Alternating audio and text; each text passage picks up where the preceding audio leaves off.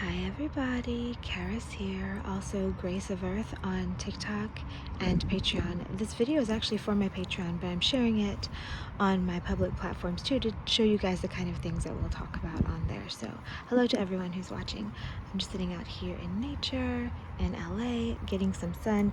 Wearing my very extra swimsuit. I love this thing. It has sequins that change colors and vitamin D upgrades. Okay.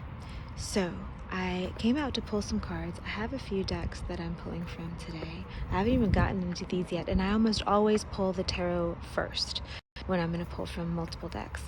But today, this deck was just jumping out and saying, no, pull from me first. It just was taking my attention, and I kept feeling intuitively like I should pull from it before any of the others, which I never do, but I thought, okay, well, I pulled tarot to get a background of what's going on, so let me just pull this, and in my mind this will represent whatever it is that's happening in the background of my reality right now to get guidance on today. And what do I pull but the Cycles of Death and Rebirth card, which is totally accurate, and I am on this card. That is me in a photo shoot I did in Sedona with a lovely goddess sister. And then the woman who made these, Melissa Boudreau, is incredible and also a sister. And we had the best conversations guiding up to this deck. And all of her cards have different people she knows in them, different types of light workers across the planet. But I just so happened to be in one of the cards, and of course that's the one I pull. And yes, the message was accurate, but even more than that, there's something about pulling this, having something like this happen that shows you, okay, don't forget the universe you're in is totally a fractal. It's a fractal.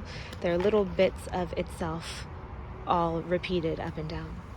Speaking of fractals and crystals and energy, this is the bracelet right now for the bejeweled tier of the Patreon. It's rose quartz with one selenite on it to keep the energy clear. And the vibe of it is to remind you to love yourself from the inside out. So if you have any rose quartz, even if you're not on the Patreon tier, but you just have rose quartz around, remember to charge it up with self-love frequencies. And it's always nice to clear your jewelry with selenite like that cat's eye guy. All right, sending love to everyone. Patrons, thank you for all your support so far. I'm loving the Patreon journey. People on the other platforms, sending you love, hoping that your cycles of death and rebirth are going well and that you are embracing the process of change and giving thanks for the new space it's opening up and then for the blessings as they arrive in. Okay, bye.